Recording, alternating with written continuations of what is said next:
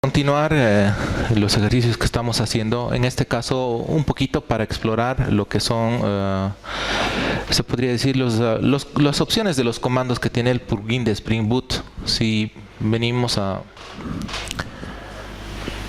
aquí, por ejemplo, esto es, digamos, la estructura de Maven y los plugins que tiene, ¿no? Spring Boot como tal. Si vamos a Spring Boot como tal, podemos identificar y hay algunas cosas que tú puedes realizar. Eso mismo puedes visualizar desde esta consola, ¿no? Si voy a limpiarlo primero. Si ustedes corren este comando mvn Spring Boot help detail true,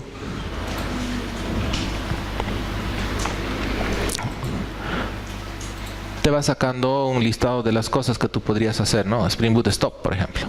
Si ubicamos este otro lado, aquí está, ¿no? Spring Boot Stop, por ejemplo. Y te da un detalle además, ¿no? De qué es lo que hace esa tarea. En realidad, si en el archivo POM como tal, se puede decir que Spring, por ejemplo, Spring Boot te ayuda a hacer determinadas tareas. No solamente hay plugins para Spring Boot, sino tú podrías utilizar otro tipo de plugins más para otro tipo de tareas. Maven, de manera general, te permite ejecutar o integrar diferentes plugins que realicen algunas tareas automáticas por ti. En este caso, Spring Boot sería un plugin, nada más.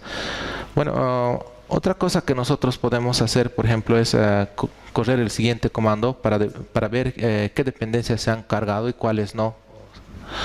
Recuerden que, bueno, perdón,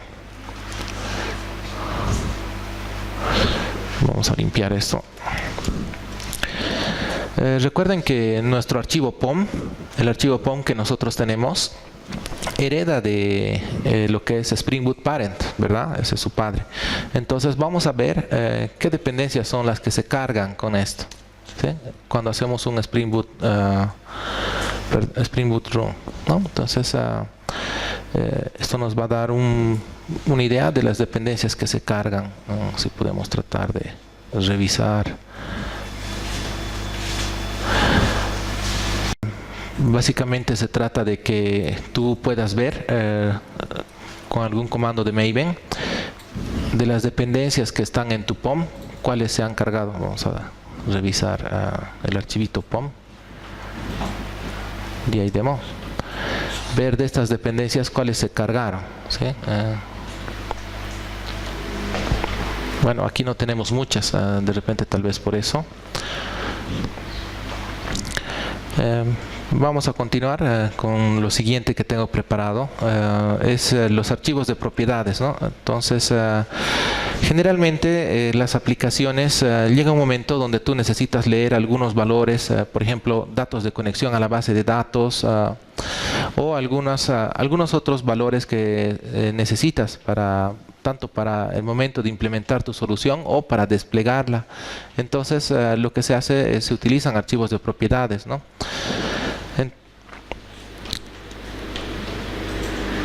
Nosotros lo que vamos a hacer en este caso es lo siguiente. Vamos a crear un archivito llamado database.properties. Déjenme ver aquí.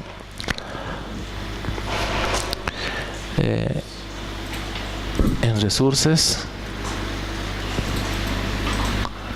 nuevo archivito que se llame database.properties, ¿sí? Y nosotros vamos a introducir algunas líneas, ¿no? Algunas propiedades. Las propiedades son de tipo clave valor, ¿no? En este caso, por ejemplo, les he dejado en el manual algunas propiedades por defecto. Por ejemplo, generalmente tú utilizas agrupadores. Si usuario y password corresponden a la base de datos, tú podrías decir que ambos seleccionar, agruparlos, ¿no? Que son criterios de una base de datos. Este sería el URL, por ejemplo, ¿sí? Entonces estoy diciendo el usuario es root, el password es este y este de aquí sería la URL a la que se va a conectar. Estos son espacios que me están sobrando. Bueno, un archivo de propiedades en esencia es eso, un valor que tú le des, una llave y a la derecha el valor mismo que tú le puedas asignar, ¿no? Un valor como tal. Eso es un archivo de propiedades y en este caso nosotros vamos a crear una clase de configuración llamada property config para para poder hacer que Spring detecte este archivo de propiedades, ¿sí?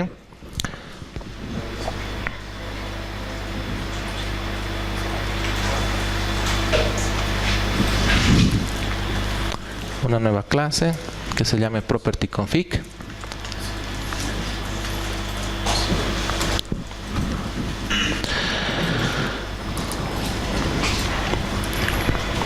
Y ahí vamos a crear nosotros un método estático que devuelva lo siguiente, ¿no? Que devuelva property source, así, también tenemos copiado property source placeholder configurer, bueno, de la siguiente manera, ¿no? Necesitamos entonces un método estático.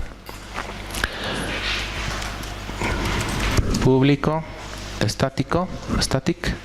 A nivel de clase quiere decir, y que va a devolver un objeto que se llame property source placeholder configurer, ¿sí? En la implementación de esto,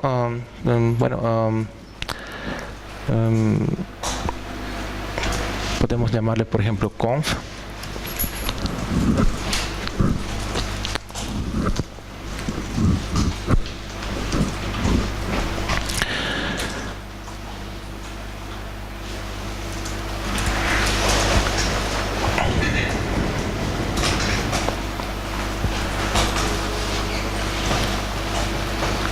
Bueno, en la implementación de este método deberíamos crear una instancia requerida para devolver, la instancia requerida a devolver. En este caso, return new property source configurer, ¿sí?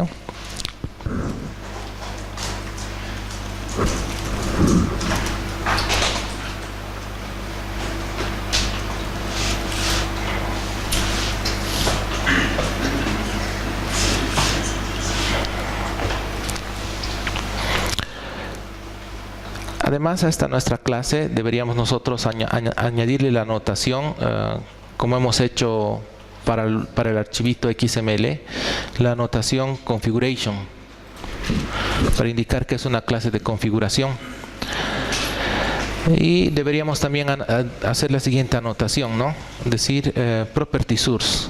Necesitamos la anotación property source. Y ahí especificar, similar al anterior caso, cuál es la dirección donde está nuestro archivo de propiedades, que en este caso sería, por ejemplo, classpath. Y si voy con la ayuda, sería database.properties en este caso, ¿no? Entonces,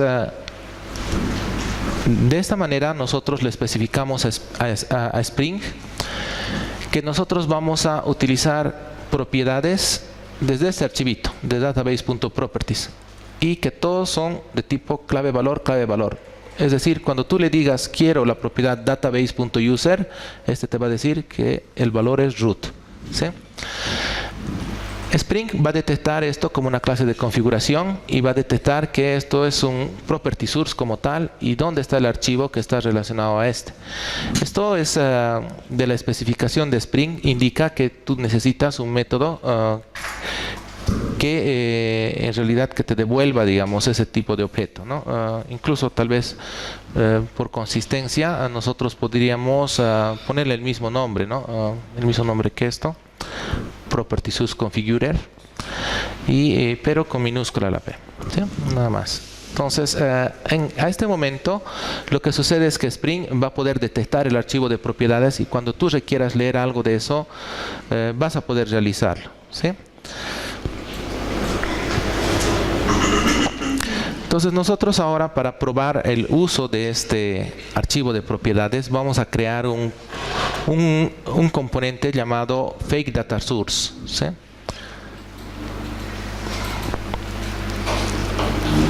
Vamos a crear una nueva clase que se llame fake data source y esto va a ser un componente.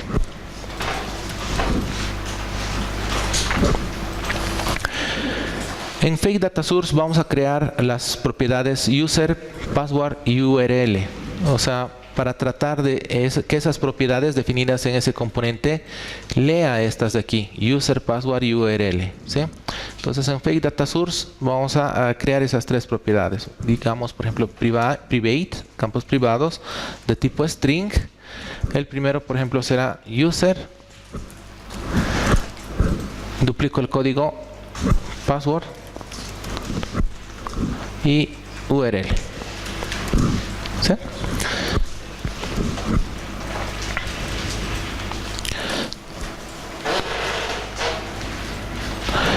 Cada uno de estos campos nosotros los vamos a anotar, ¿sí? Vamos a escribir una anotación. La anotación que corresponde sería @validation, validation,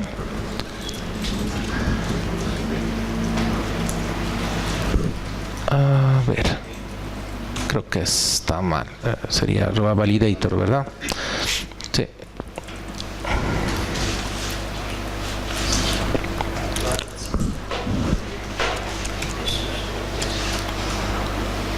No, está muy mal esto. En realidad value es, ¿no? O sea, vamos a crear nosotros vamos a inyectar un valor, @value tendría que ser, es de Spring de nuevo, y aquí nosotros tendríamos que especificarle el valor que vamos a leer. Esto se hace, no podemos escribir directamente, por ejemplo, no podemos escribir directamente este valor. Me voy a copiar database.user, este es el key, ¿verdad? Como funciona de acuerdo a la documentación, es aquí tú tendrías que utilizar lo que es algo así como una expresión regular, pesos, corchetes que abren y cierran, y dentro el valor que tú piensas inyectar. ¿Qué quiere decir? Cuando este componente se inicialice, el campo user por defecto ya va a tener el valor. Si navegamos aquí, va a tener el valor root, sin que nadie lo haya seteado, ¿sí? En realidad, el que lo va a setear va a ser Spring como tal. Nosotros podemos seguir lo mismo, anotando las siguientes propiedades con @value. Obviamente que en este caso será password y en este caso será URL, ¿sí? Ustedes pueden verificar que no se han equivocado, de nuevo haciendo hover, ¿no? Con command y pasando sobre cada una de esas propiedades, y si es que marca como un link y tú puedes navegar, quiere decir que está correcto. Además, miren, ya no está marcado aquí en el archivo de propiedades en color gris, sino ahora está marcado en color azul. Y yo voy a añadir una propiedad más, voy a poner, por ejemplo, propiedad 2, ¿sí? Y le voy a asignar un valor, no sé, por ejemplo, podrá ser rojo. En vez de propiedad 2, de repente le voy a poner color, ¿sí? Perdón, color. Y se puede ver que incluso el IDE te dice que es una propiedad que no está siendo utilizada, ¿no? Es una ventaja. El IDE va detectando las propiedades que están siendo utilizadas o no. Bueno, así de sencillo, nosotros podríamos, para tratar de inyectar valores a cualquier componente, primero definir un archivo de configuración haciendo un repaso. Una vez que tienes el archivo de configuración, especificar que anotación property source, decir dónde está el archivo de propiedades y un método cualquiera que devuelva esto, ¿no? Que devuelva property source placeholder configurer, una instancia de ese tipo, nada más. Bueno, hasta ese momento entonces está garantizado que esas propiedades vamos a tenerlas disponibles. Para hacer la prueba, nosotros vamos a ir a la clase principal y vamos a inyectar este bin y vamos a tratar de imprimir el usuario correspondiente.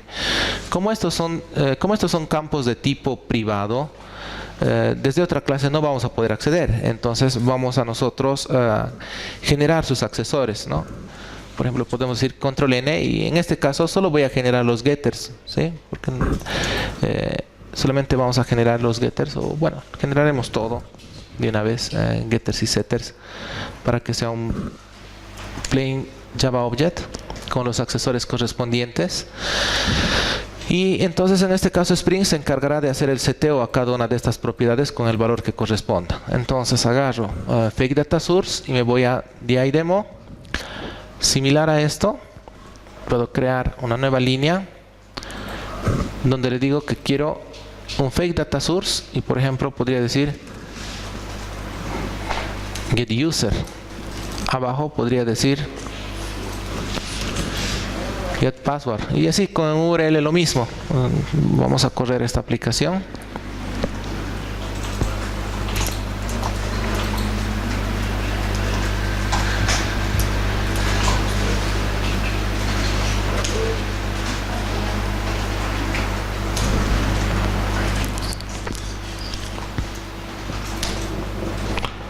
Aquí está, ¿no? Está imprimiendo el usuario root y el password, ¿no? Salt root password en este caso. ¿Sí? Entonces lo que hemos logrado en este momento sería que cada que nosotros hagamos una inyección de fake data source, por defecto va a estar, Spring se va a encargar de cargarlo con los valores que tú aquí le especifiques. ¿Sí? Más adelante nosotros vamos a ver cómo estos valores pueden cargarse desde un archivo de propiedades, pueden cargarse desde las variables de entorno. Cuando tú inicializas la aplicación, aquí les muestro justo acá, cuando tú corres esto, puedes editar las configuraciones.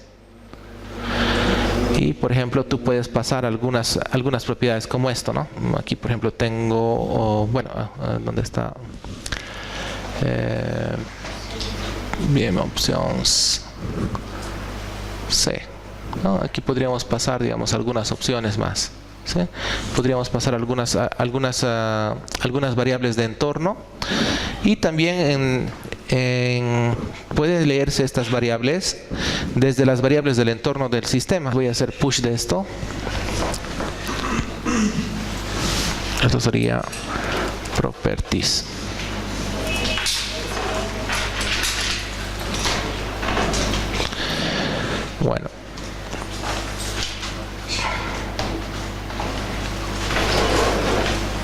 Bueno, el archivo de propiedades, el archivo bash profile, en mi caso, y si en bash profile no lo encuentro ahorita, tendría que navegarlo, no vale la pena seguramente buscarlo, pero cualquier variable que se defina en el bash profile también la podría leer, ¿no? Entonces, vamos a ver más adelante cuál es la jerarquía, el orden y la precedencia de estos archivos de propiedades. ¿Sí?